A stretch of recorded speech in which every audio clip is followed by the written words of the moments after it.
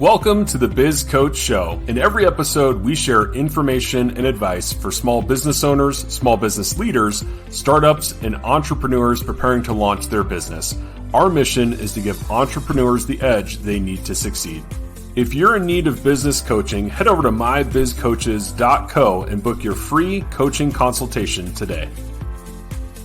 Your host is Eric Whitmore, owner of My Biz Coaches. Eric is a business coach, serial entrepreneur, author, and speaker. Eric is passionate about sharing his knowledge and insights with small business owners so they can transform their businesses and achieve peak success. Well, Eric, as always, it is great to be with you today. How are you doing? I'm doing excellent, David, and yourself?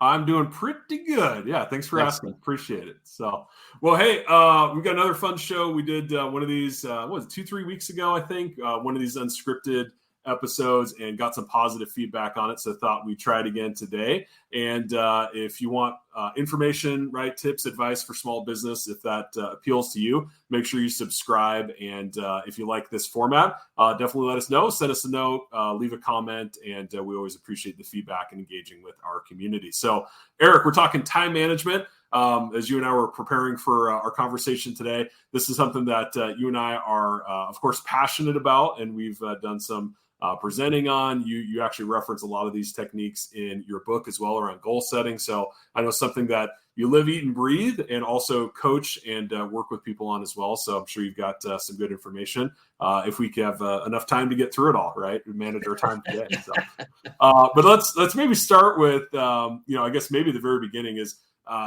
this a big problem, right? And right, our audience, small business owners, do you encounter a lot of small business owners that struggle with time management? That's I'm trying to think of the right term for that, but yeah, that's a misnomer, I guess. That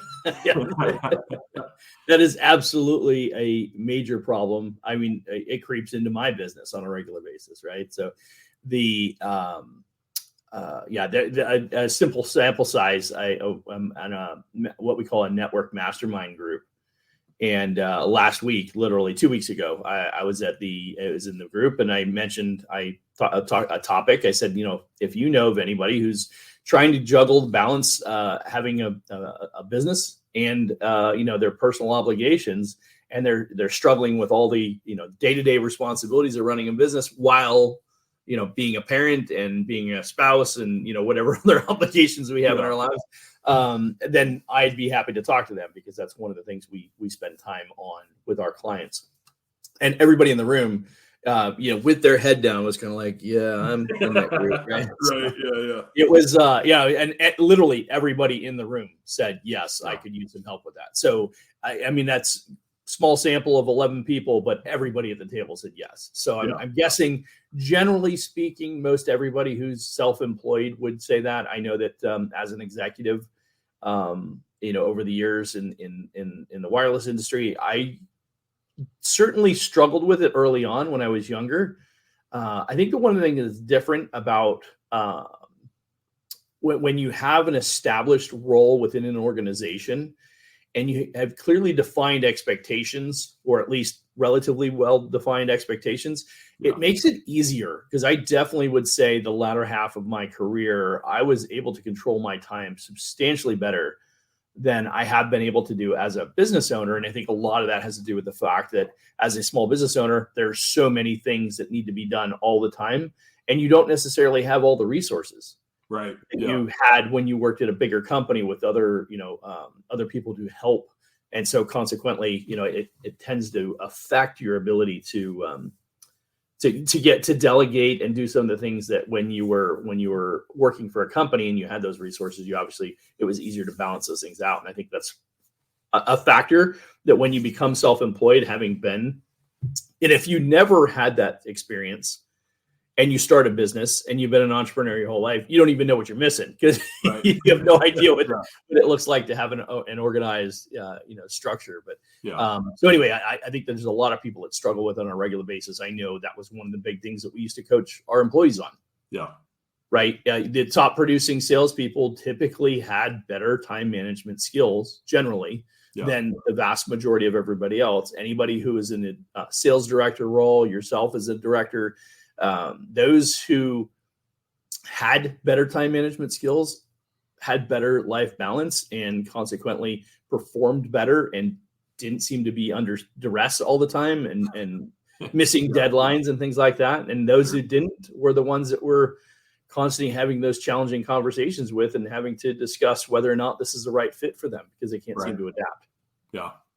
No, I think obviously all really good points and very relevant. I think what's challenging, or why I think a lot of people struggle with time management, is there's usually not a silver bullet, right? There's no, just do this and you'll be fine, because it's different based on your role, the nature of work that you do, even right as you're talking, as you climb the ranks within an organization, or if you're a business owner, as your business grows and scales, there's new challenges, new things, right? And you're always having to adapt. And so there's certainly some foundational tactics. There's some, theories, some concepts, things you can employ that are fairly timeless, but how you implement those really is kind of art and science. And you really have to, kind of dial it in and figure out what works for you in the role you're in right now. Right.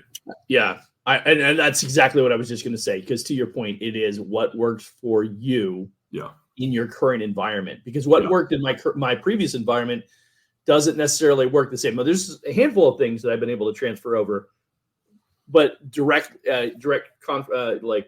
exactly the same? No, not even close. Yeah. Well, just so many other things.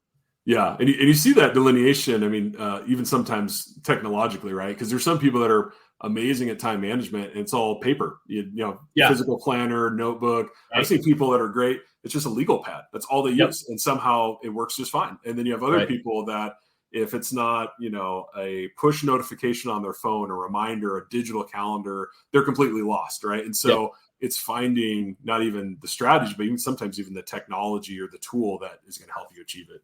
Yeah, and I think, well, I would suggest, and this is, you and I have had numerous conversations about this, I would suggest that today's day and age, for most people, it's going to be a combination of the two.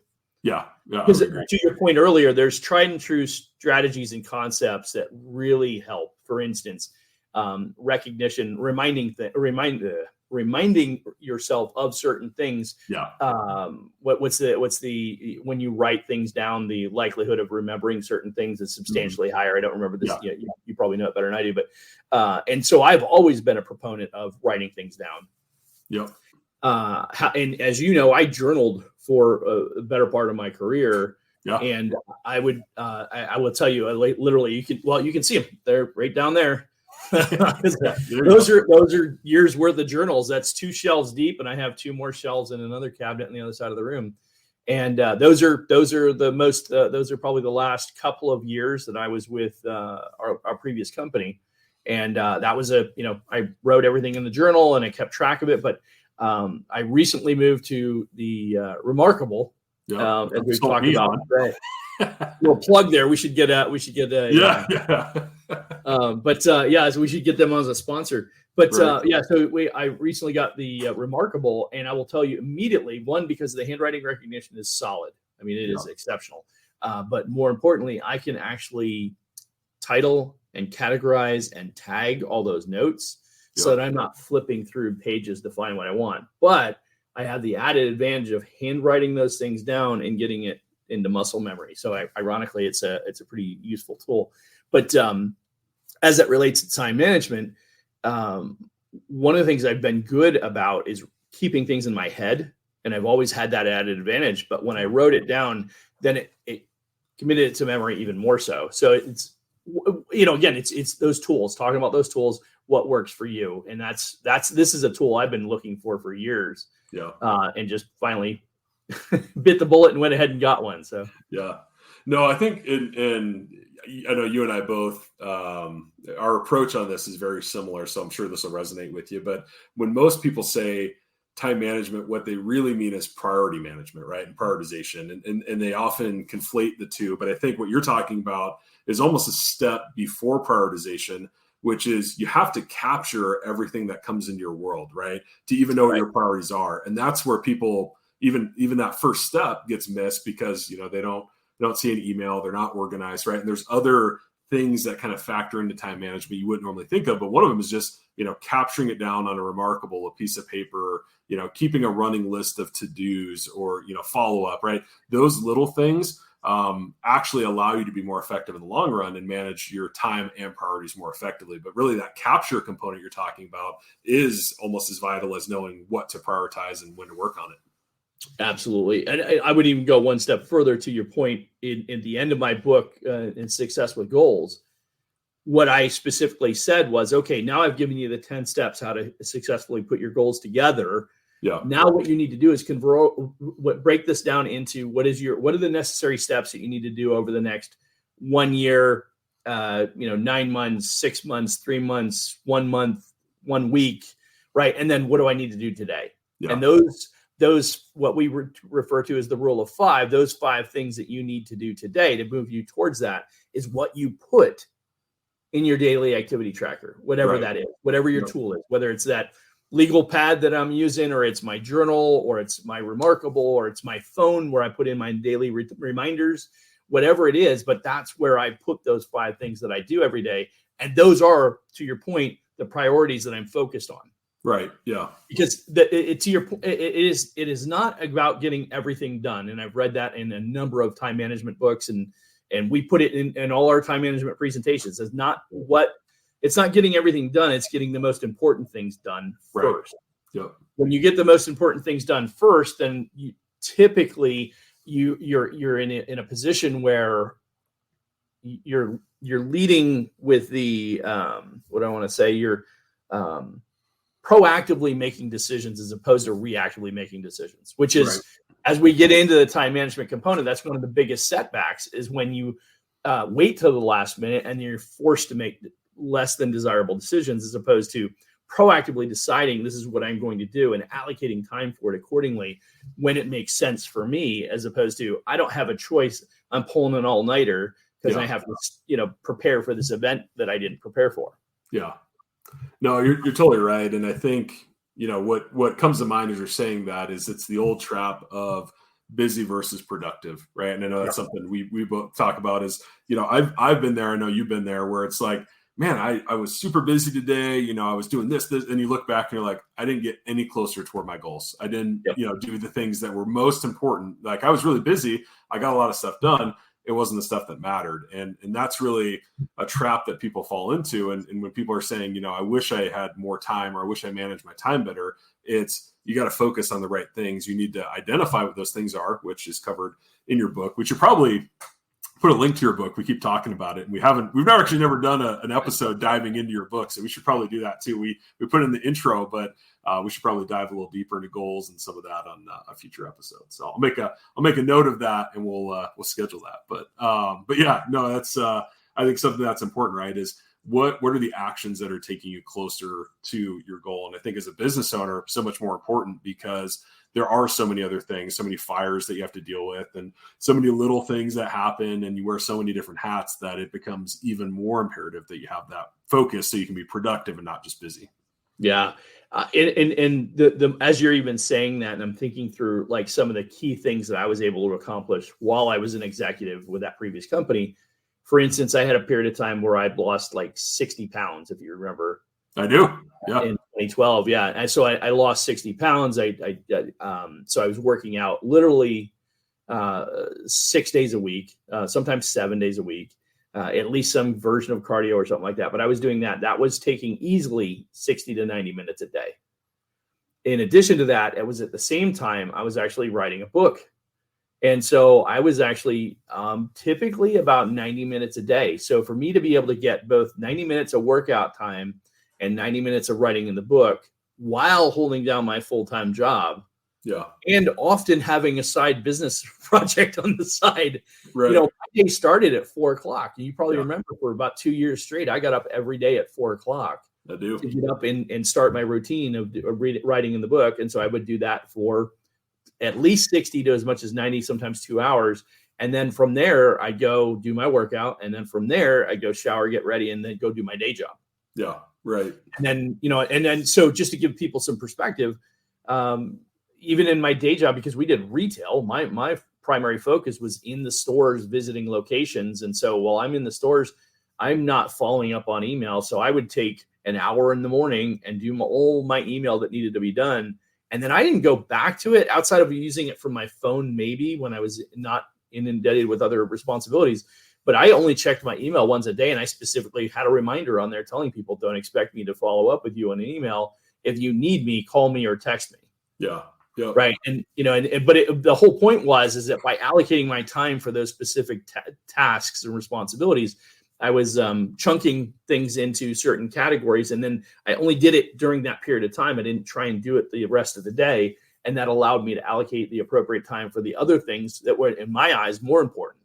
Yeah. When I was in the stores, when I was engaged with the employees, I needed to be able to give them that face time. And I needed to be completely focused on what they were doing and helping them progress and giving them coaching and guidance. And then as the day would wind down and I'd start to lose my focus, my mental focus, I'd kind of convert to very low mental activities. Yeah. Where it's just more of a social engagement. And so all the important things were done first thing in the morning because I knew by 2 or 3 o'clock in the day with all the things, all the fires you're putting out and everything like that, by 3 o'clock in the afternoon, I'm starting to wind down and I'm just not there anymore at that point. Yeah. Well, and I want to breeze over it because you mentioned 3 really important tactics that I hope everybody picked up on. One of them was you're not just going to find pockets of time in your calendar. I mean, sometimes you get little windows, 10 minutes here, whatever, but for big stuff, important stuff, you have to find the time. You have to schedule the time and block the time out, right, to be able to do the things that you need to. And I would go so far as to say create the time. Yeah, for sure. Yeah, I would agree. Yep. Yeah. And I think one other thing that is important, right, is the level of discipline, right? I saw you live through that and know that was there were probably days you didn't feel like it, but you did it anyway, right? and you were disciplined that, okay, when that time block is over, I'll move on to the next thing. And oftentimes people get trapped in, I can probably shift this and move that, and I'll get to that later. So I can spend a little more time, and they're not disciplined when they set those boundaries on their time for themselves. So that was another big thing that you mentioned. And then I think the other thing is, this is something I look at. It's a whole nother aspect of it, but understanding your own energy and focus cycle, right? And scheduling the work when you have, the right focus or the right energy, and they're not always at the same time to do that project, right? If you do all of your high functioning work when you have your lowest energy and the least focus, you're not going to be very effective with it. So it's important to understand that as well. So in that little example you gave, there were so many little nuggets I want to extract out for people. No, I appreciate that. That's good, good discipline on your part, just to pull that out. And to your point, it was not, I didn't start out and say, I'm just going to do it this way. It was like over a period of time. I'm like, okay, well, first time started this project. And then I'm like, okay, well, I've got to do this project. So I'm going to, I started backing up my wake up time. Originally I would get up at 6, then I started getting up at 5. Then I eventually had to start getting up at 4 to have the extra time. And at that time, my kids were teenagers, mid-teens.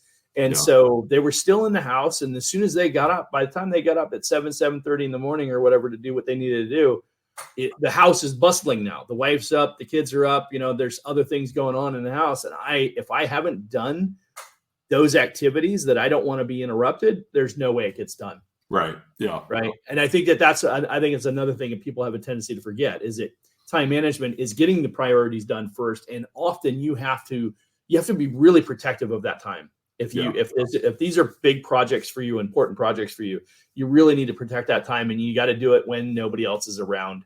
You can't even, if you can go into the office and you can be 2 hours earlier than everybody else, I guarantee you're in the top 10% of most productive people in the company.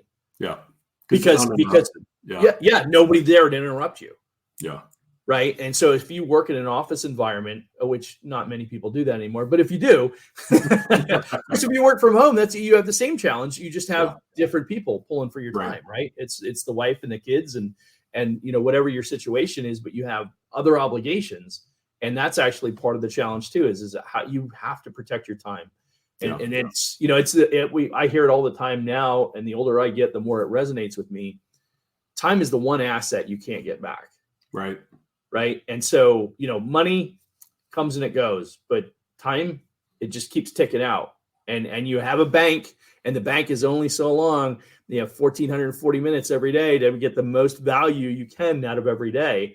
And if you don't, you've lost that 1,440 minutes. Yeah, I mean, we could go quantum physics on time. Yeah. There may be some flexibility there, but it requires gravity. And for all those Marvel followers out there, yeah, quantum realm. I mean, if we want to get really into it, we could, but it's probably another episode. But. That's funny. But no, I think really, really great points, and I think it is important to acknowledge that if you don't own your schedule, right, you're never going to be able to achieve the things that you want to, or it's going to take you so much longer. And one of the things I hear a lot is, hey, look, I'm looking at my calendar. I can't fit any more in right now. And one of the things I say to that, and you may have a different perspective on, is, okay, cool. This week, yeah, it probably is full. Go out 2 weeks, still probably full. Go out 3 weeks, starts to get a little lighter. 4 weeks, a little lighter. You go 5-6 weeks out, your schedule for most people is fairly open. And so it's like, hey, let's start at least 6 weeks from now, right? And if you look at your calendar, you schedule your priorities then, we know that by the time we get there, we're going to make little incremental improvements along the way. But at least when you get there, now we're going to be operating on our ideal schedule, and we're scheduling our priorities instead of scheduling our priorities around everything else, right? And so you may not have to go 6 weeks out, but some version of that, right? It's the, if I can't do it today, then I'll never be able to do it. It kind of becomes a defeatist mentality versus, well, let's fast forward a little bit and find when you can do it, and then let's make incremental improvements until we're actually executing the time the way that we need to. Absolutely. It's a great point. And I would say that's, projecting out and saying, okay, 4-6 weeks, whatever it is, it takes to free up your schedule enough to put those big, what you call them, big rocks, right? Yep.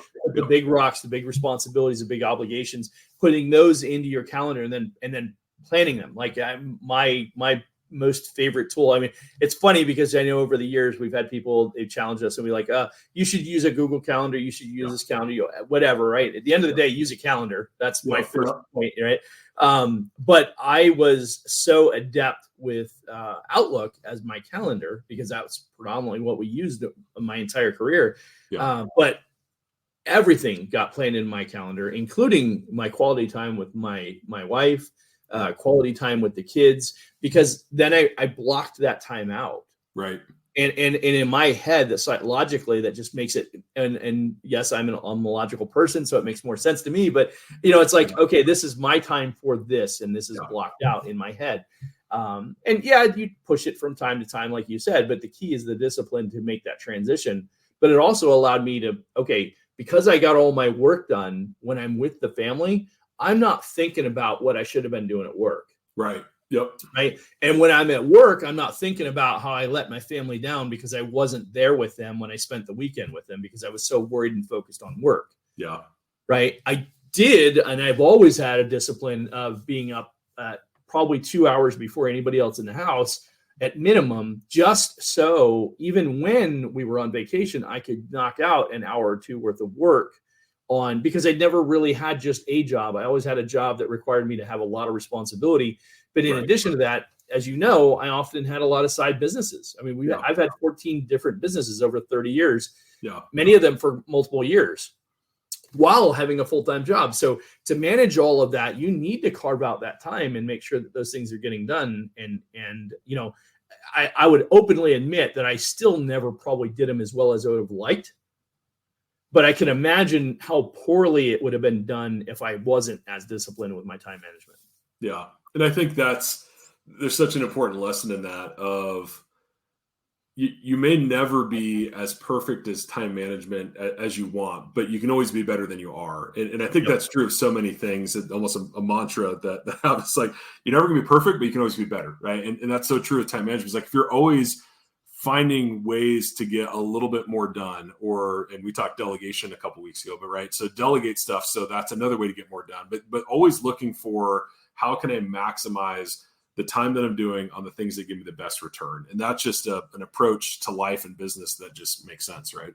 Right, absolutely. And you mentioned it earlier, the reason this is so important, not just for your average professional, but particularly the small business owner, because there's so many things pulling on their on their attention, right? On a day in and day out basis, let alone all the personal obligations you have, but just in your business, because there's not any one thing. It's not like you just do sales. Yeah.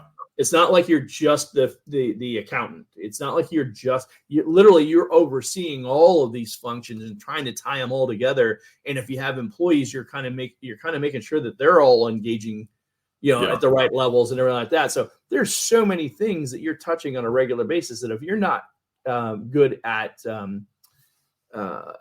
putting those in categories, chunking out those times to focus on, like once a week, you should review your finances. Right. Once a week, you should be reviewing your sales process. Right? Once a week, you should, whatever, right? Your sales data, your marketing data, whatever. But you should be reviewing all that stuff, and you should have the discipline of blocking those things out so that you're familiar with what's going on and you're not blindsided by things. That's it. I think another thing I see a lot of business owners make that mistake of allowing that to happen because they don't. It's like, I don't really like that part of the business, so I avoid it. Well, that's actually part of the problem then. Well, and it's funny as you're saying that, Eric. I'm thinking time management is not very glamorous. It's not very sexy. It's like, I mean, there's weeks for me that when I'm most dialed in with my time management are crazy boring, but I'm getting so much done and it's the right stuff, right? Where it's every Wednesday at 10, I do this one thing. Every Thursday at 2, I do this one thing. And you have a number of those things and you just execute like clockwork, but those are things that pay dividends, right? And so, it's funny as you're saying that. I'm thinking about like, you know what? Sometimes it is really boring to be that disciplined, but guess what? It's effective. Yeah, exactly. Yeah. Well, and I'm trying to remember who there was some guru said something like that. I can't remember who it was, but the being disciplined is boring. I'm gonna completely bastardize this now, but it was basically being disciplined is boring, but having the discipline allows you to do whatever you want to do, basically. Right. Yeah. I'm completely messing that up, but the key is that like nobody wants to do this, but if you can have the discipline to do that and stay to your schedule and be committed to it, it was freedom. The term was freedom. Yeah. It doesn't seem like it's, like you don't have the freedom to kind of do what you want to do because you have all these things that you have to do. But because you do those things and you do them really well in the right amount of allotted time, in the right amount of, focus and energy for that period of time, when you're in the best mode to do it, then what ends up happening is you have a lot more freedom. Yeah. Yeah. During my career, I had a substantial amount of freedom. Yeah. And as a business owner, I've struggled to maintain that level. It's not nearly the same as it was, and partially because we're still growing the business, but there's so many things that need to be done on any given day. Yeah.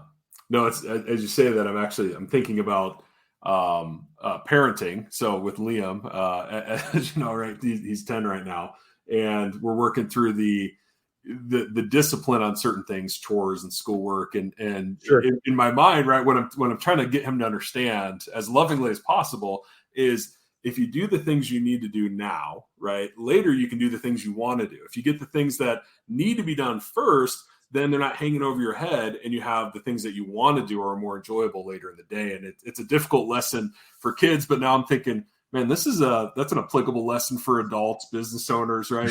Sometimes you want to focus on the fun stuff, the stuff that we enjoy. But the reality is sometimes you got to do the things that you don't want to do, get them out of the way or prioritize them. And that frees you up to do things you enjoy more in your business. Right. So ironically, it was, I think it was about 3 or 4 weeks ago. No, it must've been 2 weeks ago. Somebody had mentioned to me, I told them about the podcast. We're still trying to get subscribers, so I'm constantly telling people about our podcast, and they're saying, "Well, that's really great. How long have you been doing it?" I'm like, "Well, we're coming up on episode 40, yeah, and which will be next week, right?" And I said, "We're coming up on episode 40." So I said, "It's been the better part of a year now," and he's like, "Wow, that's amazing," because I heard that most podcasts don't get past like 5 or 10 episodes or something like that. He's like, "How are you able to do that?" I'm like, "It's real simple. Between my producer and I, we committed to doing it every Friday at 2:00. That's the game plan. That's how we do it, right? It's like we have a certain time frame allotted, and we do that. That's when we do it." Yeah, absolutely. No, it's true, right? And I think that's the key is and there's there's days that I'm sure you're more or less excited based on the topic that we're talking about. But the key is we do it, right? And then the work gets done and we're disciplined in it. So yeah. And I think the other part of it too is it is a passion project, right? It's something that I enjoy doing. I know it's something you enjoy doing, and we get a lot of return from it. So the value is that whatever that slotted time is that we commit to doing every time, it's not necessarily a chore. It doesn't feel like a chore. Yeah. There's days, to your point, it's like, it's a little bit tougher than it is, this day. But generally speaking, but the key is that we would not have achieved what we've achieved in over 40 episodes if we hadn't had a disciplined, committed time that this is the time and day that we're going to do it every day, every week. Yeah, absolutely. No, it's 100% right. Well, I was going to say there are two other things that came to mind as we were talking that'd be fun to break down. One is what I call time traps. So maybe we start with that one. And as you were talking about, working on things that maybe you don't necessarily enjoy doing, but I also think there's things that business owners aren't good at, and it takes them 2 to 3 times longer to do something than it would take somebody else. So whether that's delegating or outsourcing or hiring a freelancer or whatever it is, there are certain things that you should not do with your time because how you do it or your skill set or whatever causes you to do it and waste time that could be done more efficiently by somebody else. So I don't know, any thoughts on that one, kind of time traps? Yeah, absolutely. And I think that let me back up a step. I think that the first place to start is to make sure that you know what your time is worth. Oh, sure. Yeah. That's probably, and I would say if you asked anybody, I don't care if they're in the sales field, I don't care if they're in operations, anybody who has a lot of control of their schedule based on what their production is, obviously business owners, business development people in the sales category, all these people, they typically have a lot of flexibility in their scheduling and how they use their time. They're also typically some of the worst people about managing time. Sure. But the ones that really really get the best value are the ones that truly value and understand what their time is worth. Yeah. And so there was an exercise. The first time I went through, it was probably almost 30 years ago now.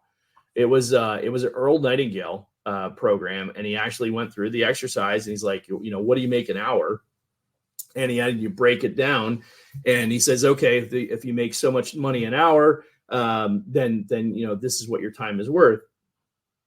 And I'm going to date myself, but I'm pretty sure that I was probably making about $8 or $9 an hour at the time.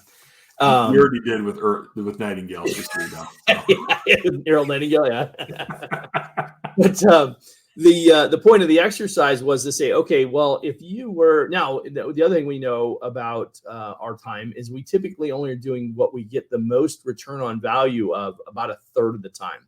Yeah, true. Sometimes it's less than that, right? So theoretically, if your time is worth, let's say for the sake of argument, if your time is worth, using today's numbers, I don't know, $20 an hour.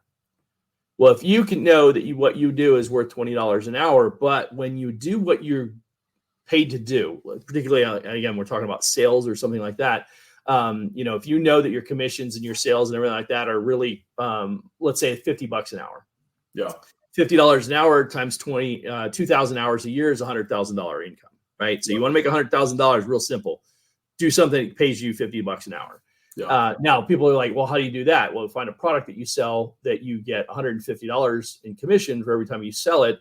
And if you do that a third of the time, right? If you close with 30 of your sales and you're doing marketing development all the time, you're going to make $150 an hour times 30 of your time, right? And then you're going to make $100,000 a year. Yeah. Anyway, the point is that once you determine what that dollar amount is, let's say $150 an hour, basically you go through your schedule and you only need to do this for 1 week and you'll have a very clear indication of how effective you are.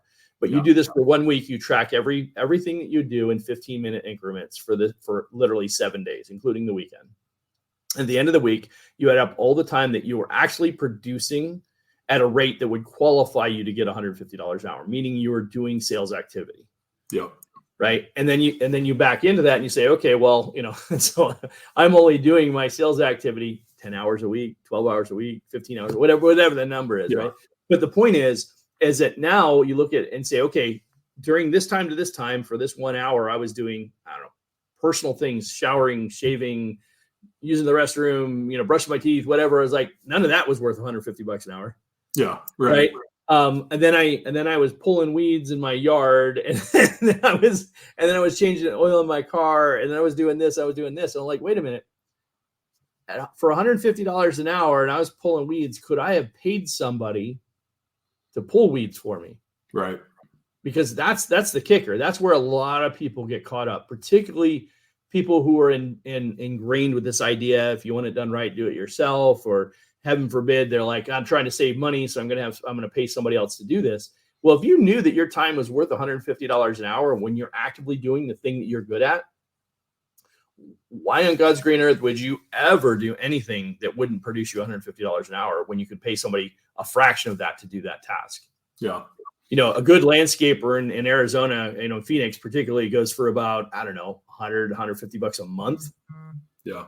I should never have to pull weeds. I should never have to mow my lawn. I should never, if I can make $150 an hour. Now, if I can only make $25 an hour, totally different story. But $150 an hour, and I can pay somebody $125, $150 a month to pull weeds, no brainer. Yeah. Clean the house, do lawn work, fix my own car. Now, if I enjoy doing that, that's a different story. That's a different conversation. Yeah. But generally speaking, if it's a task I don't like to do, which is kind of what you kind of hinted on, if I'm a business owner and I don't like doing the books, don't. Yeah. No, don't not do the books. In a bookkeeping firm, or yeah. But make sure that somebody is doing somebody who's competent and enjoys doing the books, have them do the books. Yeah. Because if you do it, you're not going to do it well, and two, you're going to hate doing it. You're going to procrastinate it, and then when you finally do it, you're never going to give it the time and energy that it needs to get done right. Yeah. Right. No, and you can do that with all your tasks.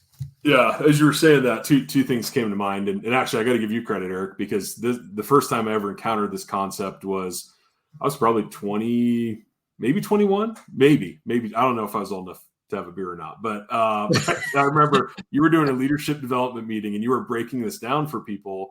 I think it was around the context of delegation, but also when you're really optimizing your time doing the things that drive results, it's amazing how much more results you produce, right? But that was the first time I ever encountered it, so I'll give you just a kudos on that. It was very life-changing for me, so appreciate that. But I was thinking about two things. One is the movie Pursuit of Happiness with Will Smith. Yep. So his character, when he's trying to make more calls, right? Because more calls equals more, Right. And so he's looking around, and he's like hanging up the phone. That's wasted time. They go to the water cooler, and then they go to the bathroom. He's like, wasted time. And so when you get that myopic about driving results that generate revenue or whatever, it's crazy what that does to your productivity. So that was the first thing. The second thing was just giving you kudos again. Was you would coach me on this. I don't even know if you remember this. This was years and years ago, and I'd had a plumbing issue in our first house that we bought, and I was trying to save money, and so I'm YouTubing how to sweat pipes together and all this stuff, and eventually I ended up having to call the plumber, and it had taken me 2 days to do it wrong. It took him 20 minutes to do it right, and that included fixing the stuff that I screwed up. And so I used that example, and I remember telling you about it. And you're like, remember that? What's your time worth exercise from years ago? Yeah. Do you think that was a good use of your time? And I'm just, no, so it's so true. I mean, personally, but also within your own business, it's funny when you start to really apply that in a meaningful way, it does transform your results. So just two kudos and then a movie reference for you. Well, I appreciate the kudos. And you're right. I mean, that was when in The Pursuit of Happiness, that was a great example of, he's like, I realized that if I don't hang up the phone and I just push the button on the receiver, I can just dial again and I save, 8 seconds or whatever he said. And if I do this X number of times a day, and he was doing like a couple hundred dials a day. If I do this so many times a day over the course of a week, it's an extra, and I'm going to make an extra 1,000 callers or whatever ridiculous number it was. And it's to your point, very few people take the time to get that myopic of really understanding efficiency. Right. And if we took the time to do that, how much better, how much more organized, how much more effective could we be? And I really think you said it earlier, you hit the nail on the head. The reality is we know we're not going to be perfect. Right. But if you're constantly striving to be better, the results that you're going to see are going to continue to expound, right? And it's like when I wrote the book, the goal setting book, a lot of it was based on the idea that I'm like, I've done some pretty amazing things. I kind of, the kickboxing championships and all the other things that I did. And people were like, how'd you find the time? I'm like, I didn't find the time. I didn't miraculously get more minutes in my day. Yeah. I just made sure I made that time for that thing. Yeah. Because that was important to me at that time. Yeah. And that's the biggest, to your point, going way back to the very beginning, that's the most important thing about time management is the things that are important to you. If you really truly understand how important it is. And again, I like the idea of tying it back to, if I knew I could produce 150, 250, 350, $500 an hour, when I'm in my genius mode, really, that's the key. When I'm in my genius mode, what is my time worth? And if my time is worth anything north of $100 an hour, to do anything that is less than $100 an hour is silly. Yeah. Right. Because you could delegate that. And like I said, business owners are some of the most staunch, they're so caught up in, we don't want to spend the extra money. We don't want to do this. And sometimes you have to, right? And sometimes you just got to suck it up and you got to get through it. But as soon as you can choose not to do that, most business owners that are good salespeople, they should be spending their time selling clients, not trying to do the books.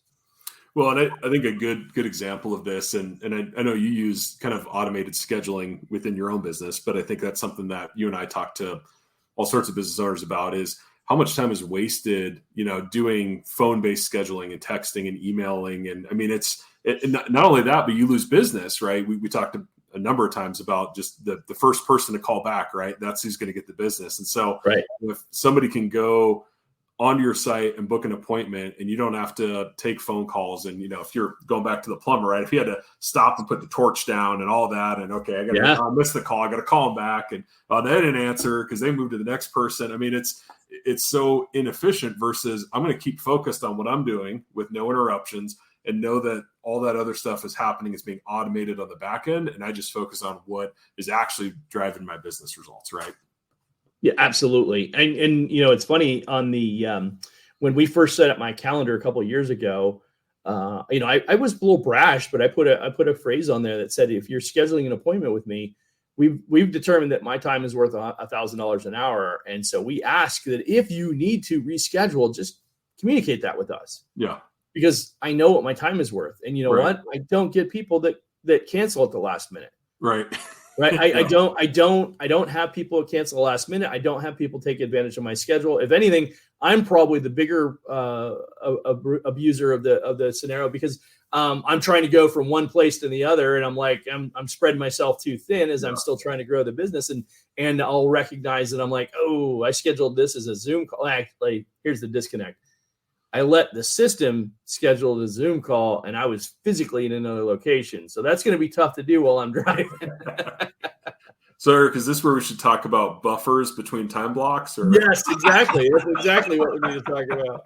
I need to build that into my calendar function. Yeah. No, I think just as I'm reflecting on different conversations we've had over the years around time management, I think one of the things that you're great at challenging people on when they say they don't have time is you go to, well, how much TV do you watch? Right. So I'd love to get your thoughts on that, Eric. I'll tee you up a little, but I know you've got some good thoughts on that.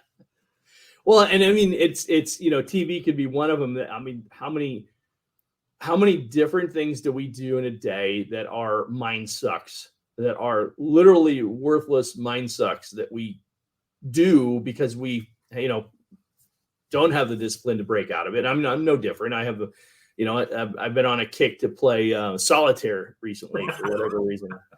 But I do it while I'm working out. So while I'm on the treadmill, I'm playing solitaire. But yeah, it's dead time with TV. It's any screen time, right? Yeah. Any screen time that's not productive time is wasted time. And there's not to say that you're going to be always working, always functioning, always in a high level of operation. But if you go back to Eisenhower, the Eisenhower matrix, right? And you know what's important, and you break it all down, that you're going to spend a certain amount of time that is just, mind numbing, video game playing, Marvel TV movie watching, whatever, in entertainment, let's call it, for lack of a better term. And that is good, right? That there's what percentage of that is the key, right? If I'm doing that 10, 20% of the time, I'm probably pretty productive. Yeah. If I'm doing that 30, 40% of the time, you're already pushing against 50%. I mean, as you get over 50%, you're already not productive, right? Yeah. The average person, I would guess, is probably right around 50% of productivity. So anything over 50%, I literally had, for the longest time when I was younger, I had a philosophy that you only needed to do about 10% more than everybody else, and you would literally separate yourself like light years from your competition. And I still believe that to this day. I still honestly believe that if you're only 10% better than the majority of your competition, you're literally in the top 10% by just being 10% better. 10% more efficient, 10% more disciplined, 10% more. And everybody, people would challenge that. And I'd say, well, if everybody's at 50% and you're at 60%, if you're already that much better than everybody else. Yeah. And nobody's ever going to be 100%. Yeah, and it's a compounding effect as well. That's exactly. Yeah. And if you read what's his name, Darren Hardy, right? He talks about the compounding effect, and the whole concept of being 1% better all the time. It gets better, and over time, as you become, you get wired into certain projects, you stay on that project longer, and you're more disciplined with staying with it, and then you see things through further. People who never see anything through, just it's as much discipline of managing the priorities as it is about making time for the priority. Yeah, no, that's true. And I think just in our culture and in the day and age we're in, right, technology is such a big thing. And I tell people all the time, phones have like digital well-being on it now, where you can put limits on apps and Instagram and TikTok and all of that. And when you start to look at how much you're actually using those, even if you don't think you use them a lot, you'll be shocked at the cumulative time spent every single day on those social apps. So that's just an additional tip or caution for people to think about. But as you're talking about, time sucks, or I call them time vampires, similar thing, right? One of the things is actually people. And there are certain people that are a drain on your time. I know that seems kind of harsh and insensitive, especially coming from me. I mean, if Eric said it, it'd be normal, but you would expect it from me.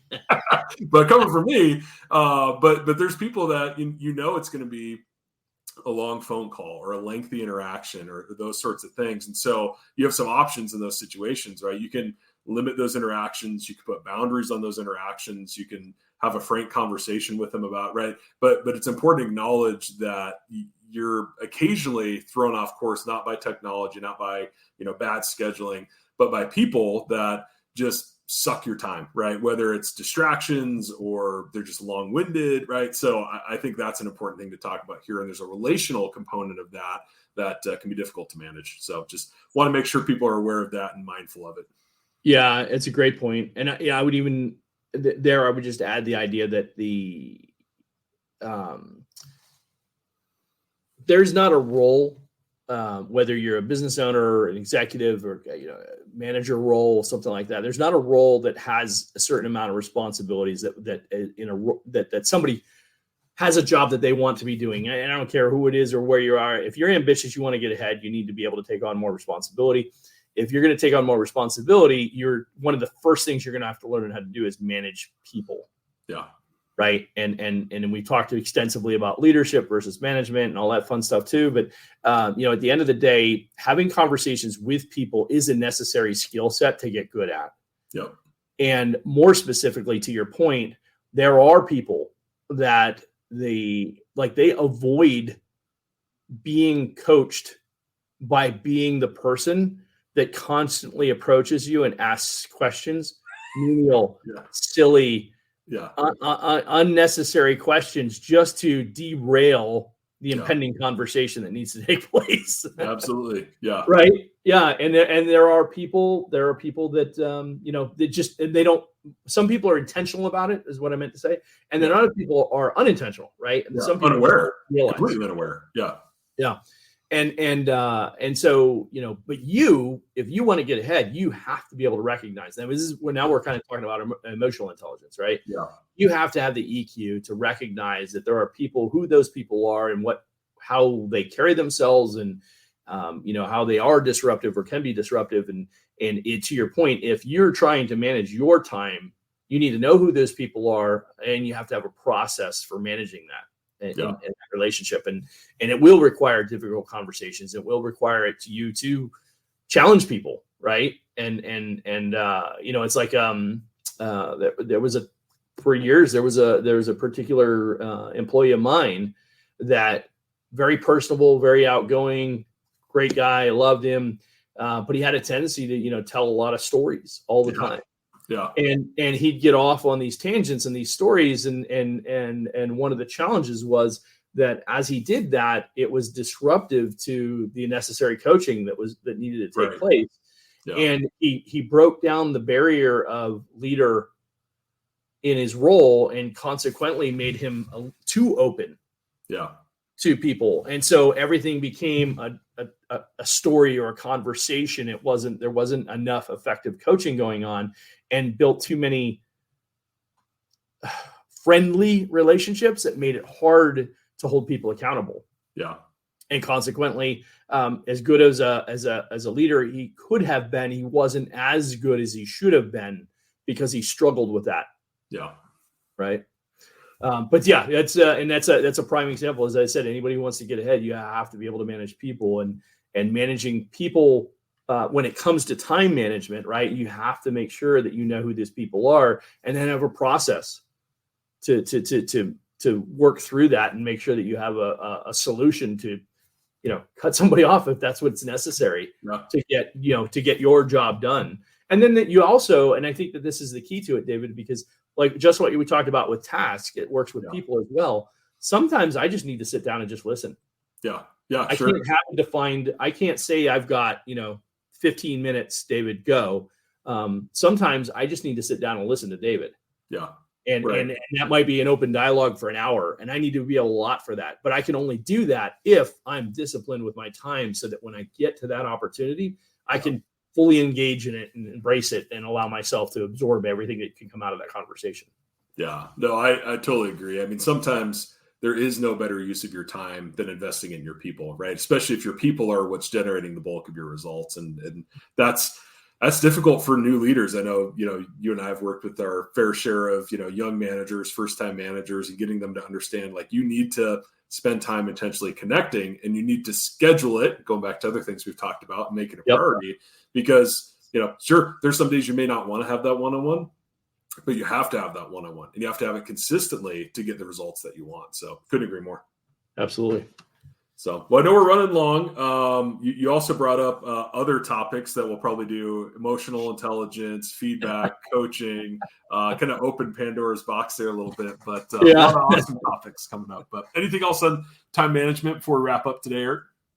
I know we talked about delegation, but I'd be remiss to not mention, and I know you did briefly, a little bit ago, but learning how to leverage all of the resources available to you when it comes to time management. A delegation is absolutely one of those tools that you can leverage, and that looks different in different places and in different roles, depending on who you are, where you are, and what your responsibilities are. But using all the different levers that are available to you. We talked about the different tools you might use to manage your time, different practices you might use. We didn't really get into the tactics, but you the Pomodoro principle, where you do 25 minutes of work and a 5-minute break, or, the 80-20 principle, the Pareto principle, where you spend, that 80% of your results come from 20% of your effort. So you manage, again, that's the priority thing. That's where the priorities come from. I briefly referenced the Eisenhower matrix, right? And kind of knowing what, and all you really need to understand there, again, is priorities. Yeah. Get the most important priorities done first and don't let them become urgent, right? So it's all about urgent and important tasks and responsibilities. And so there's tons of different tried and true principles, which is you alluded to in the very beginning of the call. And in the show, I should say, and in that, when we talk about those tried and true principles, it's, we know that it's the application of those. And then it's the disciplined application over an extended period of time, which builds the habits, which then allows you and gives you the flexibility to do things differently, I guess would be the best way to say it. But, if I'm really regimented and I go, I'm going to use your analogy of going out 6 weeks. Yeah. And I start time blocking those certain things that I want to get done and I want to have time to do, whether it's working out or writing my book or making time for my family or whatever those things are, right? Those are some of the big blocks that you really need to make sure you block out first.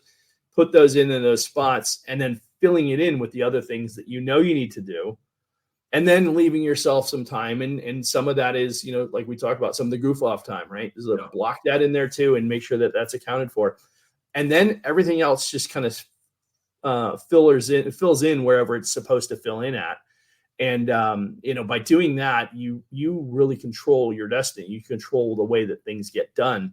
And if you're moving things forward because you're doing those big blocks every week and knocking them out, you're moving things on a regular basis every day, day in and day out.